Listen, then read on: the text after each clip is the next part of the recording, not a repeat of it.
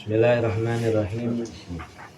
Alhamdulillahillazi faqaha bidini man istafahu minal ulama'il a'lam allazi ja'alahumul kawakiba yahtadi biha lakiz zulam. Ashhadu an la ilaha illallah wahdahu la syarikalah wa ashhadu anna sayyidana wa nabiyyana Muhammadan abduhu wa rasuluhu la nabiyya ba'dah. Allahumma salli wa sallim wa barik ala sayyidina Muhammadin wa ala alihi wa sahbihi ajma'in. Amma ba'du, fa inna asdaqal hadis kitabullahi ta'ala wa khairul hadi sayyidina Muhammadin sallallahu alaihi wasallam wa syarrul umuri muhdatsatuha wa kullu muhdatsatin bid'ah wa kullu bid'atin dalalah wa kullu dalalatin finnar. Wa bisanadil muttasil lil imam al muallif rahimallahu ta'ala wa naman naf'a bihi wa bi barakati ulumihi fi darin amin. Allahumma aftah alaina futuhal arifina bi hikmatin wansur alaina rahmatak wa dzakirna ma nasina wa 'allimna ma jahilna ya dzal jalali wal ikram. Bismillahirrahmanirrahim. Maka melanjuti daripada bab perkara tentang rukun-rukun salat, masuk kepada bait ke 277. Sunanuha min qablihal adzanu ma iqamatin walau bisahra'i yaqa. Adapun sunanuha, adapun sunah-sunahnya hak salat, min qabliha sebelumnya, apa itu al adzanu ma iqamah, yaitu azan bersamaan dengan iqamah.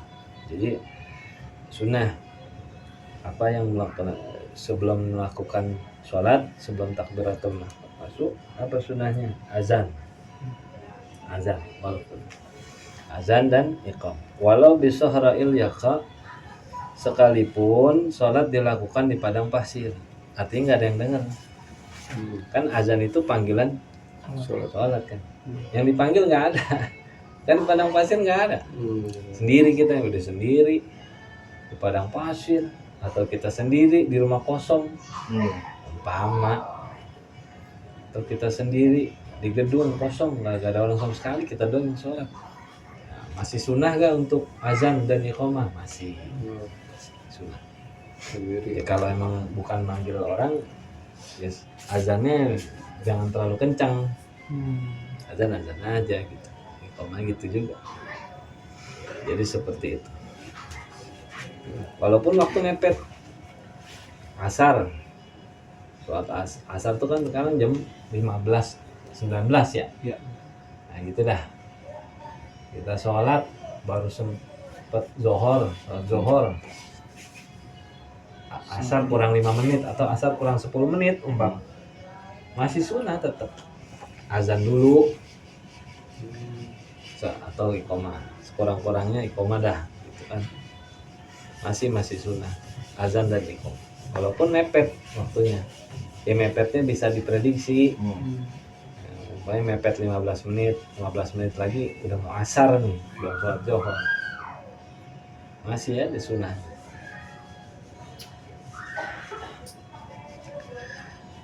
Syartuhumal wila wa tartibu zahir wa fi muazzinim mumayyizun zakat. Sedangkan syarat keduanya azan dan iqamah, apa itu syaratnya? Yaitu tartibu, yaitu berkesinambungan atau berturut-turut. Zahir wa fi muazzinim mumayyiz zakat. Sedangkan syarat muazzin, orang yang azan, jadi syaratnya azan dan iqamah berkesinambungan dan berturut-turut dari kalimat Allahu Akbar, Allahu Akbar. Nggak boleh tuh kalau azan tuh,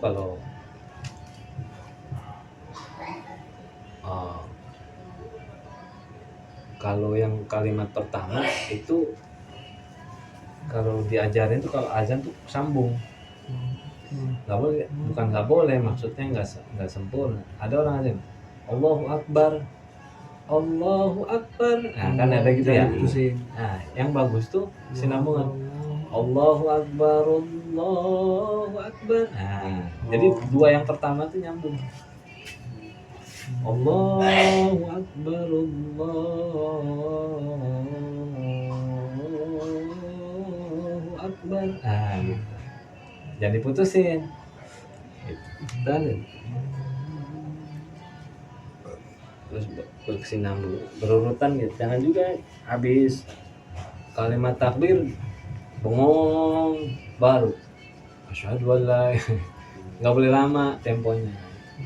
Jadi kalau azan tuh berurutan berkesinambungan, jangan berhenti lama. Lalu syaratnya mumayyizun zakat. Syarat orang yang azan itu mumayyiz, harus orang yang pinter.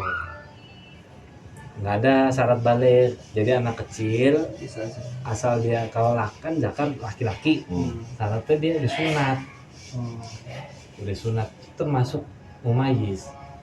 Mumayyiz itu cerdas, artinya dia tahu kalau dia kentut, kalau dia mau pipis, dan dia bisa pakai baju sendiri, pakai celana sendiri. Dan kalau udah masuk kepada perihal syariat ibadah kayak azan gitu, itu yang disebut majlis bagi laki-laki itu ya sunat. Dia sunat. Karena kan kalau azan itu kan afdolnya dalam keadaan bersih, nggak boleh berhadas. Jangan berhadas, kecil ataupun besar. Kalau anak kecil kan masih berhadas. Kalau yang belum sunat kan masih berhadas. Air pipisnya itu masih ada di kulitnya gitu. Itu yang kadang-kadang nih ya gitu, apa namanya, di media sosial gitu. Kalau anak kecil dilarang-larang ke masjid, nanti siapa yang akan meramaikan masjid? Bener gak? Bener. Omongannya bener. Ya, tapi kan gitu, ada tapinya, karena ada tata caranya, ada panduannya. Anak kecil tuh masuk masjid tuh ada panduannya, bukan masalah berisik ngomel, bukan, ada panduannya kayak gitu. Malah ada di kitab Fathul Mu'in tuh gitu. Kalau sholat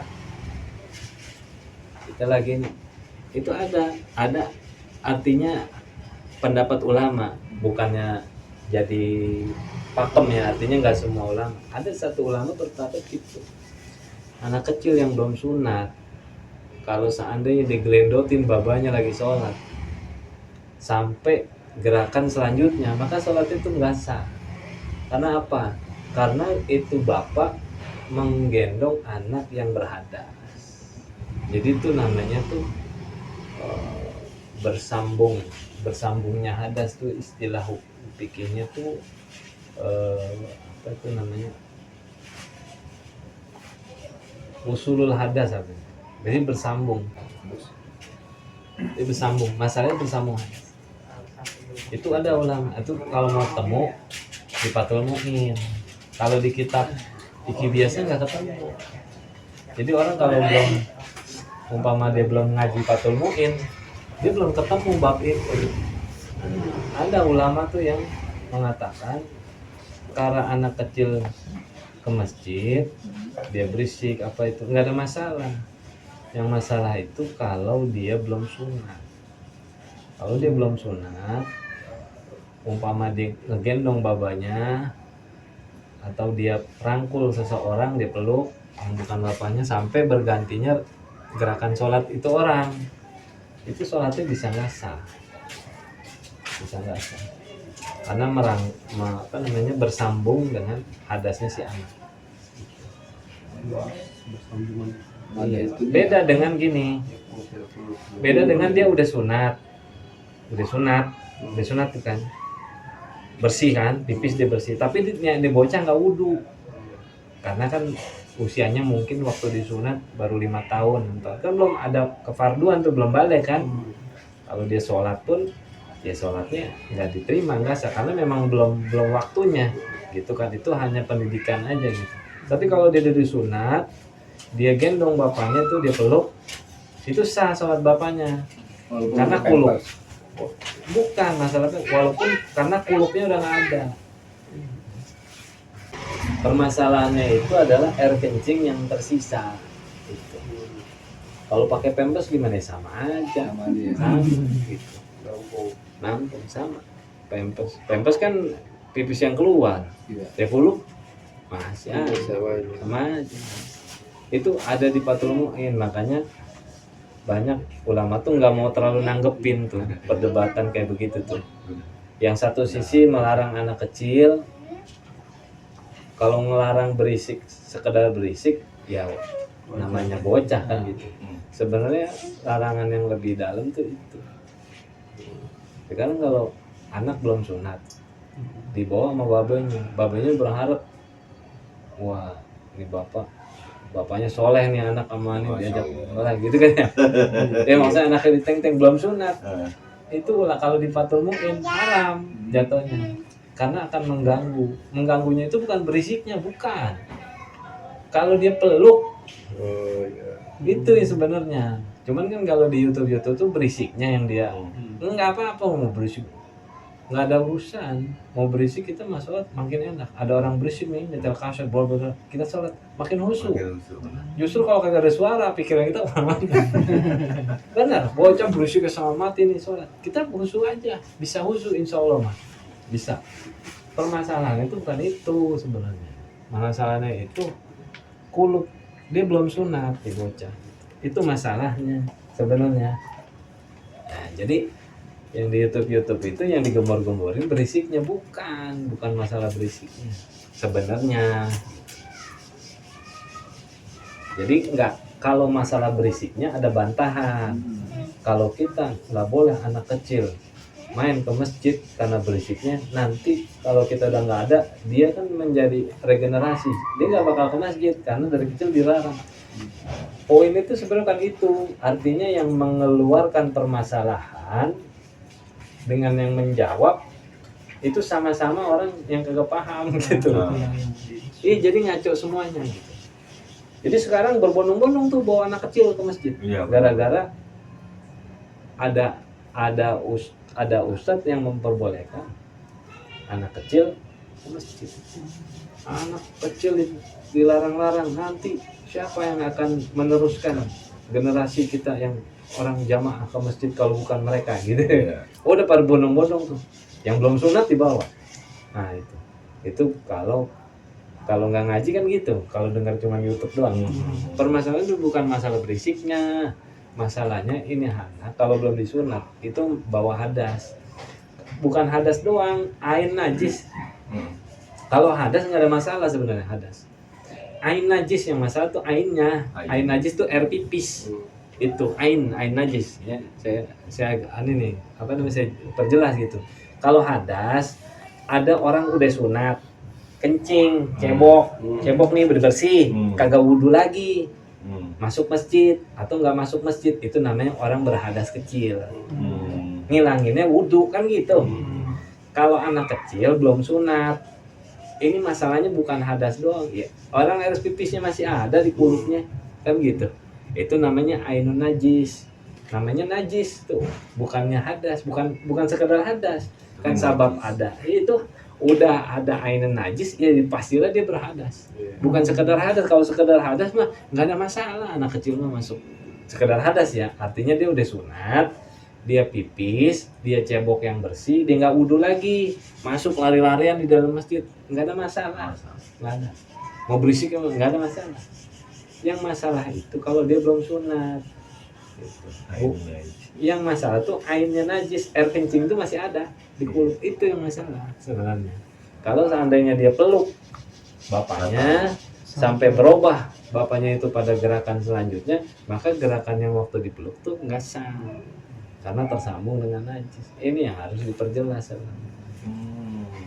Masalahnya gitu. Jadi sekarang pada bondong-bondong bawa anak ke masjid. Udah deh ngaco. Ya gitu kan. Ya kagak ngaji, nggak mau ngaji. Benar. Nggak mau ngaji. Senin sampai ini kerja, ntar ada waktu luang pengajian ada, ustadz banyak tuh di kampungnya. Kasih tahu. Nggak mau nanya, nggak mau udah itu begitu aja. Ya banyak saran. Yang disebut Allah Maha Adil itu gini, Allah itu kan Maha Adil ya, hibah. Itu benar-benar apa kalau orang bilang tuh proporsional apa gimana. Jadi ibadah kita itu jam itu dicatat. Kita ibadah nih, maghrib, sholat maghrib berjamaah dicatat. Dalam catatan itu ada resumenya. Sholat, lalu ada centang tuh umpama diterima, itu ada tuh. Nggak diterima alasannya apa gitu. Itu lengkap itu. Sholat sama sholat, absen ada. Itu catatan yang disebut adil tuh, seadil-adilnya tuh begitu. Itu terperinci catatan itu. Akurat lah ya. Iya, nggak bakal menzolimi Allah tuh. Ya saya tahu situ sholat ada catatannya, gitu. Tapi ya kagak salah gitu. Wah ya Allah, saya kan sholat itu ada catatannya tuh sholat. Cuma centangnya silang, bukan centangnya itu sababnya ini. Resum tuh jelas semua. Itu disebut Allah Maha Adil. Itu adil lah, nggak mungkin nggak dijabarin semua tentang ibadah dari kita gitu, nggak sembarangan makanya. Makanya di satu hadis banyak ada orang masuk ya dapat siksa di alam kubur karena ainun najis, karena bukan hadasnya, ainun najisnya. Dia pipis nyipret kan gitu, atau pipis nggak bersih. Kalau pipis nggak bersih berarti kan airnya belum hilang, bukan masalah hadasnya. Ya orang kalau habis pipisnya kayak kita cebok yang bersih terus nggak wudhu, itu kan namanya orang berhadas. Hadas kecil dong, hadas kecil doang. Tapi masuk masjid boleh nggak? Boleh. Ya boleh kan, bukan hadas besar. Tapi kalau masalah kecipretan, pipis yang nggak bersih ceboknya, itu kan namanya ainun najis, masih ada. Gitu. Itu yang harus dipahami tuh gitu. Bukan masalah berisiknya anak kecil itu. Ainun najisnya gitu. Aslama wal muazinu murattibi ma'rifatul awqati la mustasab la muhtasibi. Syaratnya itu yang muazin pertama pintar tamyiz. Kedua, syaratnya siapa? Laki-laki. Jadi kalau ada pesantren gitu yang azan cewek, nah itu menyalahi imam mazhab. Kalau nyalahin imam mazhab, nah perlu ditanya alirannya itu. Azan perempuan yang azan, bukan laki. Nah berarti dia keluar dari permazhaban, ngambil jalan sendiri. Ya biar aja dia jadi ikutin. Lalu syaratnya Islam, yang azan Islam, orang Islam. Adapun muazin yang resmi, muazin muratib, muazin yang resmi maksudnya yang ditugasin selalu itu ma'rifatul awqati, wajib atas dia mengetahui masuk waktu ya, ini udah waktunya nih. Kalau sekarang main enak, ada jam asal waktu masuk tit ya langsung pencet tombol azan. Kalau dulu kan nggak, harus keluar, taruh tombak, udah masuk baru dia naik ke pohonan kayak kemana kayak azan teriak. Iya. Kalau sekarang mah enak tit gitu. Kan jangan sampai dia habis azan ternyata belum masuk, dia balik lagi. Yang tadi salah kan gak enak juga. Iya habis azan ternyata waktunya belum masuk, dia azan nih. Yang tadi salah gitu kan gak lucu. Jadi kalau itu seorang muazin yang memang dia itu punya tugas selalu azan di masjid tersebut, di wilayah tersebut, maka syaratnya itu adalah mengetahui waktu. Dan bagi muazin la muhtasibi beda dengan muazin yang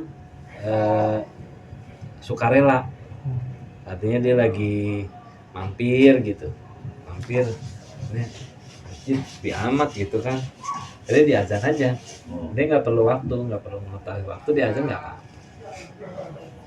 apa-apa. Tapi yang penting udah masuk waktu. Iya, Walaupun ini kan nggak tahu nih mau di pinggir. Tapi kalau sekarang mah nggak ada kasus begini. Ini kan kitab ini zaman dulu ini kitab gitu. Jadi umpama dia mendung. Kalau mendung susah. Gimana? Gitu. Kalau mendung susah. Mungkin kalau Baduy lama kali kan. Ya mas, kayak gitu.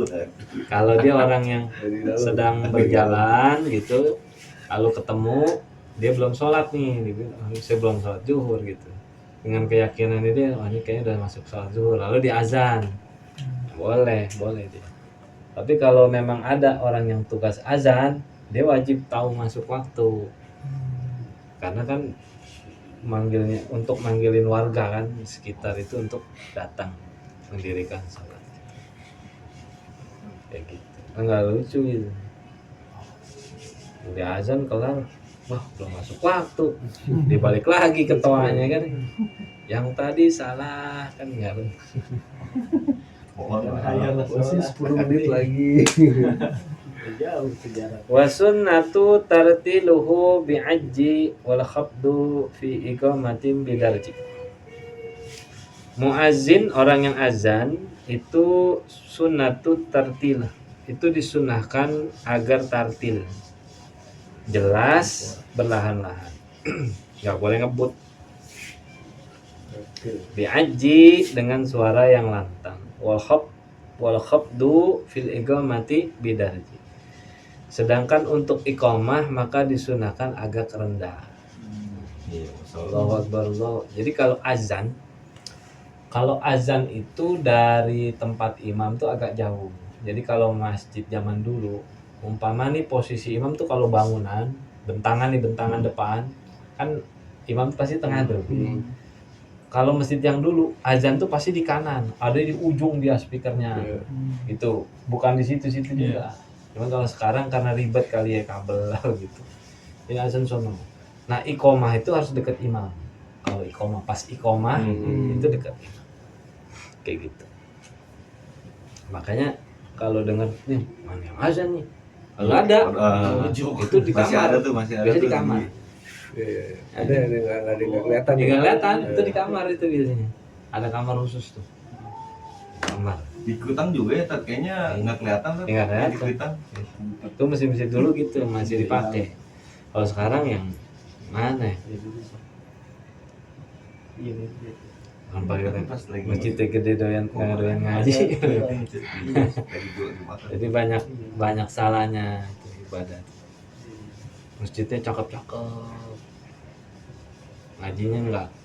Udah jadi ibadahnya pada salah, kacau.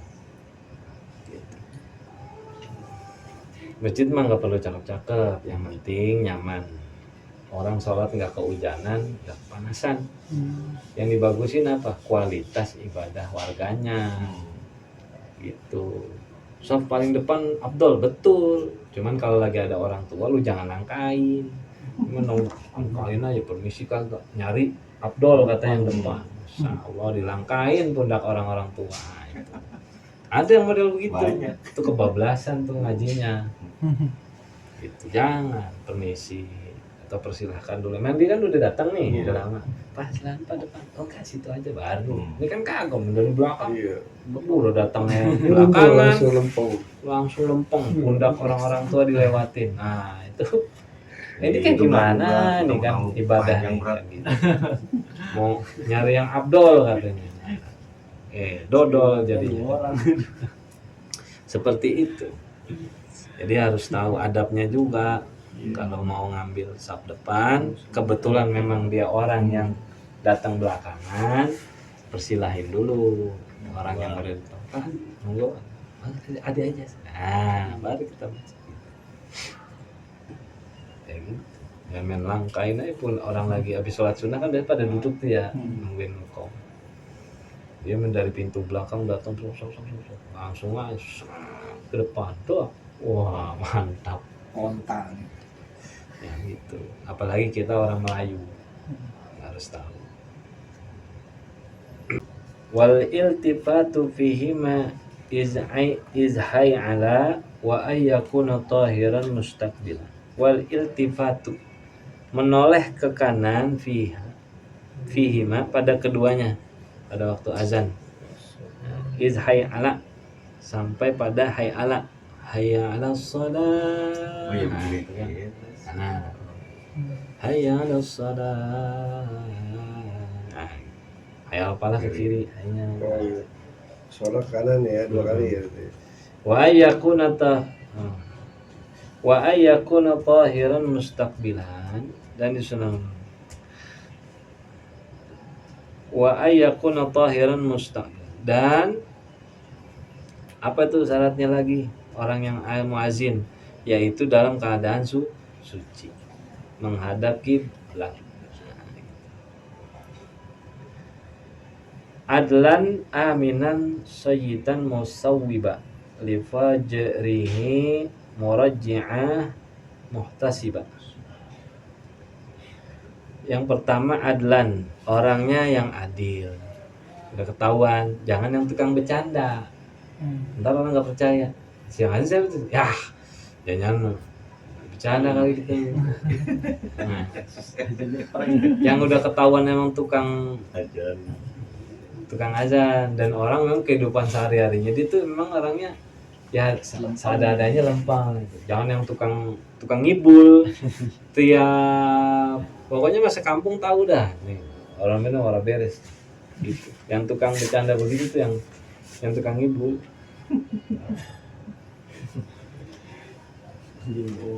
Jangan orangnya yang dapat dipercaya. Ya, soyitan yang tinggi dia punya suara. Nah, kalau bisa tuh jangan yang lembek, yang tinggi suaranya.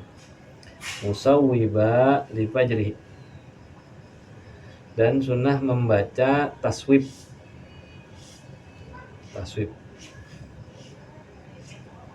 bagi sholat fajar. As-salatu khairum minan naum. Jadi kalau nggak ada salat subuh, ajannya ajan biasa, nggak ada as-salatu khairum minan naum. Biasa, kan sunnah aja. Wah, ajannya salah tuh gitu katanya. Yang nyalain nggak ngaji juga kan. Salah. Bukan salah, nggak lengkap gitu, sunnahnya nggak dibawa. As-salatu khairum minan naum. Dan sunnah tarji, yakni muazin membaca terlebih dahulu 2 kalimat syahadat dengan perlahan-lahan dia dengar sendiri sebelum mengeraskan pada azannya. Jadi sebelum azan membaca tawus, bismillahirrahmanirrahim. Kabar Allahu akbar Allahu akbar. Nah, baca dulu pelan-pelan. Ada juga baca doanya ayat Quran sebelum azan. Setelah dibaca auzubillahi kan kita dibaca lagi tuh doanya. Wa qulil hamdulillahillazi lam yattakhiz walada wa lam yakul lahu waliyyun minaz zulli wa kabbirhu takbira. Allahu akbar Allahu akbar. Udah jarang yang bawa. Itu doanya tuh sebelum azan. Ayat Quran itu.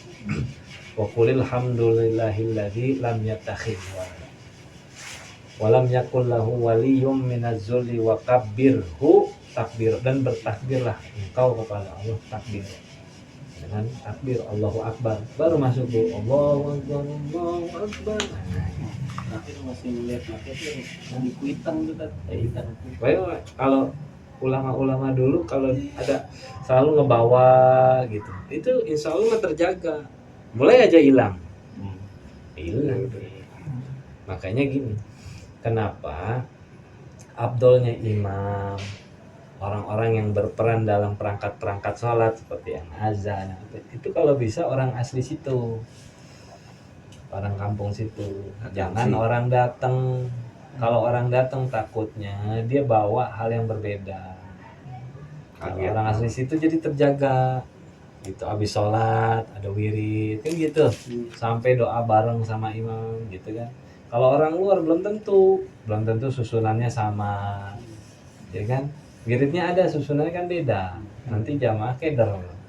kayak gitu. Kayak gitu. Jadi kalau imam tuh kalau bisa ya orang asli kampung situ yang memang bisa gitu. Memang bisa, ya udah dijadiin sebagai imam rawatib gitu. Imam tetap, wirid-wirid terus dibawa sampai selesai. Gitu. Terserah, yang mau pergi duluan, habis sholat ada makmum nggak sabar mau pulang aja nggak apa-apa. Orang di imamnya orang emang lu yang mau pulang, imam kan enggak, emang di rumahnya di situ. Ya wirid aja, baca doa sampai selesai wirid aja. Terserah mau pulang aja nggak apa-apa. Jangan jadi imam tuh kalau memang kita imam asli kampung, jangan terlalu apa itu mikirin makmum. Orang sholat udah selesai, kecuali dalam sholat kita pikirin makmum, baca jangan panjang-panjang kan gitu. Tapi kalau udah lepas sholat, wiridan bawa, susunan wiridan bawa. Ulama kita nih dulu di kampung nih, kalau maghrib wiridannya panjang, la ilaha illallah syarikalah, lahul mulku alhamdulillah, ada yang 5, ada yang 10. Terus bawa. Allahumma ajirna minan nar, Allahumma ajirna minan nar, itu 7 kali bawa. Memang ada dalilnya. Itu baca Pak, habis itu baca Fatihah, habis Fatihah ayat kursi, habis lanjut lagi ada yang baca amanah, ada yang baca amanah Rasulullah, ada yang baca lillahi ma fis samawati, ada yang baca syahidallahu annahu la ilaha illa malaika wa bil qisti. Itu bawa terus sampai ilahi rabbi subhanallah sampai selesai. Astagfirullah ya latif kan. Itu terus baca Abdul Subhanahu la ilaha illallah terus selesai. Sampai selesai sampai doa. Bawa, nggak usah mikirin makmum. Orang sholatnya udah selesai. Dia mau pulang ya pulang aja biarin gitu. Yang penting terjaga tuh susunan apa zikir-zikir setelah sholat di kampung itu tuh terjaga. Gitu. Jangan sampai nggak terjaga, lama-lama hilang. Ya udah, gitu. Kan kata di kitab apa tuh Risalatul Ma'awanah tuh ada man lam yakun wirid kal kirit gitu. Siapa orang yang habis sembahyang nggak punya wiridan itu kal kirit, kayak monyet. Jadi ngadep langsung balik badan, ngadep langsung monyet gitu tuh, langsung balik badan dia. Coba lihat monyet. Monyet tuh kalau kita datang kita kasih langsung balik badan dia. Itu. Dan itu kata ulama gitu. Man lam yakun wirid kal kirit, siapa orang yang kagak punya wiridan habis sholat kal kirit, itu seperti monyet. Itu ada itu. Nah, jadi dijaga gitu. Kita juga kalau orang pendatang jangan songong untuk jadi imam, jangan. Mungkin wiridan setelah sholatnya beda. Mungkin dia setelah Fatihah ditambahin kulhu dulu 3 kali, palak sekali kan ada tuh. Ada yang enggak gitu. Tapi jangan terlalu di kampung umpama kita seorang pendatang, biarin orang sini yang asli kita ngikut gitu. Jangan kita maju ternyata wiridannya kurang, bukan salah, beda kan nggak enak didengarnya gitu. Karena beda kan nggak enak. Biar aja orang asli gitu. Murtafi'an ka qaulihi ajabah mustami'u walau ma'al janabah. Murtafi'an, nah itu di tempat yang tinggi kalau azan. Nah, dulu kan nggak ada apa itu mic, nggak ada speaker pembesar suara, nggak ada, jadi naik menara. Kalau sekarang nggak usah, yang naik suaranya di menara, orangnya nggak usah naik. Bagi yang mendengarkan azan disunahkan menjawab seperti apa yang diucapkan muazin. Sunnah mendengarkannya walaupun dalam keadaan junub. Nah, tetap sunnah untuk mendengarkan azan dan walaupun kita lagi junub gitu. Ada orang azan, dengerin. Berjawab, jawab. Allahu Akbar, Allah, kita jawab Allah. Asyhadu la ilaha illallah, kita jawab asyhadu, gitu ya. Baru ayat salah la haula wala quwata kan gitu ya. Jadi gitu sampai selesai. As-salatu khairum minan naum. Nah, jawabnya apa? Sodakta wa barorta. Sodakta wa barorta. Engkau benar. Wa barorta, semoga kebahagiaan dunia akhirat untuk kita. Itu anunya. Kalau ada as-salatu khairum minan naum. Sodakta wa barokah. Itu jawabannya, jangan salatu khairum minan naum. Bukan gitu. Jawabannya itu sodakta wa barokah. Tidur. Itu pada diem tuh, kalau jawab itu diem. Kalau nggak tahu. Kalau kita ada jawab. Kalau lagi muazinnya ayyala sholat, di samping kita tuh jawab la haula wala quwwata illa billah. Gitu kan ya. Kalau Ramadan tuh subuhnya kan jamaah banyak tuh ya. Cakep dia tuh, orang lagi azan. Ayyala sholat, samping kita dan kita dengar haula wala quwwata. Pas as-salatu khairum minan naum, nggak ada suaranya. Dia belum tahu jawabannya dia. Kayak gitu. Itu ada di Hidayatus Salikin. Sodakta wa barokah. Artinya kita membenarkan. Kan dia bilang sholat itu lebih baik daripada tidur. Kita katakan benar. Gitu doang. Sodakta, engkau benar. Wa barokah, semoga kebahagiaan untukmu. Lakinnahu yubdilu lafzal hay'alah idza haqa adzanahu bil khawqalah.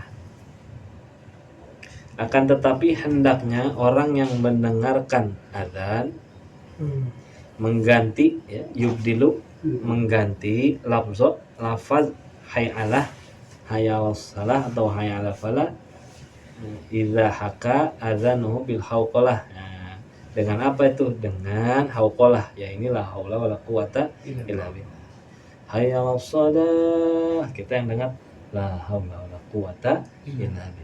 Ada hayya 'alal falah, la haula gitu. Warab'u liyadaini fil ihrami sun bihaisul ibhamu hiza syahmil udhun. Warab'ul yadaini, dan disunahkan mengangkat kedua tangan pada saat takbiratul ihram. Adalah sunnah dengan menjadikan ibu jari bihaisul ibah hiza syahmil uzun, ibu jari uzun sejajar dengan daun telinga. Nggak usah ditempel, sejajar aja. Itu masuk sholat nih ya. Kan ini yang sebelum sholat masuk tuh kan takbiratul ihram. Gitu. Nah, masuk dari sholat itu. Maksufatan wa farriqi asabi'a wa yabtadi takbira hina rafa'ah. Dalam keadaan terbuka. Dan jarangkanlah jari jemari. Dan memulailah takbir ketika mengangkat kedua tangan bareng. Allah. Ini madhab sono. Nggak boleh. Jangan gini, kalau gini nggak di. Ini tapak ini nih, semua nih madhab kiblat. Supaya dihitung ibadah. Kalau nggak madhab kiblat, ini nggak dihitung, nggak ada pahalanya. Kalau selama dia madhab kiblat, ada pahalanya nih tapak tangan. Gitu. Supaya masuk kepada ibadah, ada ibadahnya gitu. Walir ruku'in wa'tidalin bil qafari wa wada'u yumnahu ala gaunil yasar. Dan mengangkat tangan ketika hendak ruku dan i'tidal. Nah, meruku angkat mau i'tidal sama. Juga ya. Jadi kalau ruku itu turunin dulu sunnahnya tuh. Jadi angkat, turun, baru ruku. Itu Nabi begitu, bukannya langsung ya. enggak. Sunnahnya itu angkat, mau ruku nih, angkat, turun, baru ruku. Bukan Allah. Wala dolilan. Walam yakul lahu kufuwan ahad. Allah. Enggak gitu. Angkat, turun, baru ruku. Lihat tuh kalau apa tuh ulama-ulama kayak Habib Umar tuh gitu. Baru bukan Allah sambil turun enggak gitu.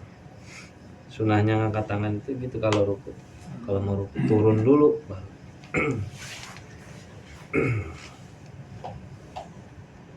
Walaupun dia kerjaan sih nggak batal, enggak, cuman beda ajaran gitu. Kalau Nabi begitu, diangkat diturunin baru ruku, nggak bebarengan angkat sembari turun ruku, enggak.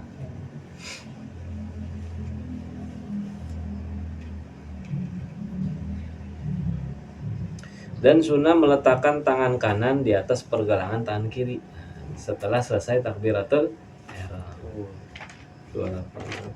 Asfala sodrin naziran mahala sujudihi wahaitu wajhil ulama. Kemudian kedua tangan tersebut meletakkan bawah dada di atas pusar seraya melihat tempat sujud. Naziran mahala sujudihi, memandang daripada tempat sujudnya, lalu membaca wajah tu wajhiya ulang, membaca doa iftitah. Kan kalau kita Allahu Akbar kabira gitu ya. Jadi kalau mau baca mau nyingkat, ini wajah tuh mulai dari situ menyingkat gitu, kayak gitu. Angkat, taruh kiri,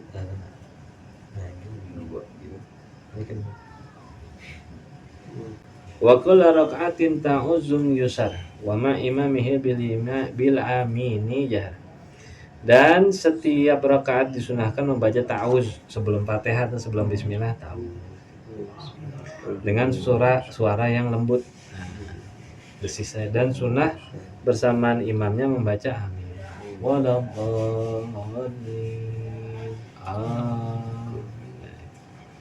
Imamnya udah mulai keluar huruf A, baru kita A. Jangan imamnya belum mengucap A, sudah balapin ini. Semangat sholat. Wa suratul wajhru ausir wa usir wa inda ajnabiyil unsa tusir. Dan disunnahkan membaca satu surat mengeraskan bacaan pada tempatnya, melirihkan suara pada tempatnya yang dijelaskan dalam hadis. Jadi mungkin ada surah-surah tertentu tuh, sumpah kalau surah tentang azab, ya kan, itu gimana? Kalau lagi baca ayat tentang nikmat, itu harusnya nadanya gimana? Gitu. Jangan rata, gitu, jangan. Iya, itu begitu. Gitu. Hal ataka hadisul ghasyiyah wujuhu yawma idzin ghasyiyatun 'amilatun nasibah tasla naran hamidun tusqa min 'ainin 'aniyah. Itu ada tuh. La yusminu wa la yughni min ju' wujuhu yawma idzin na'imatun lisa'ir radiyah fi jannatin 'aliyah. Terus terakhirnya apa tuh? Terakhirnya apa tuh? Ya, azabal akbar ya. Itu kan harus kan Azabul akbar ya. Azabal akbar. Inna ilaina iyabahum gitu. Summa inna alaina hisabahum. Semua itu akan balik kepada Allah. Summa ilaina iyabahum, dia akan kembali kepada Allah. Summa hisabahum, dan dia pun akan dihisab. Itu baca itu Allahumma inni a'udzubika min azabika. Itu tuh. Kalau kayak gitu ada tuh itu kayak ayat tuh ada yang tentang azab tuh harusnya gimana gitu. Untuk yang gembira tentang wa'ad tuh, janji-janji Allah tentang surga apa tuh harusnya nadanya tuh gimana gitu. Jangan dibalik, pas azab neraka nadanya nada gembira. Pas nikmat surga sedih, kan ngaco namanya. Itu kan harus ada ilmunya itu, sehingga tuh enak meresep gitu. Meresep. Sampai nenek nangis kan yang baca. Meresep. Kayak gitu.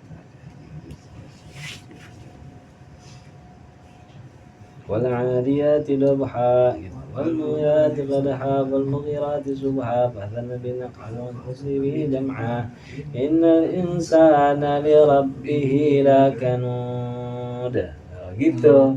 Sesungguhnya manusia itu kurang ajar sama Allah, kan gitu artinya. Innal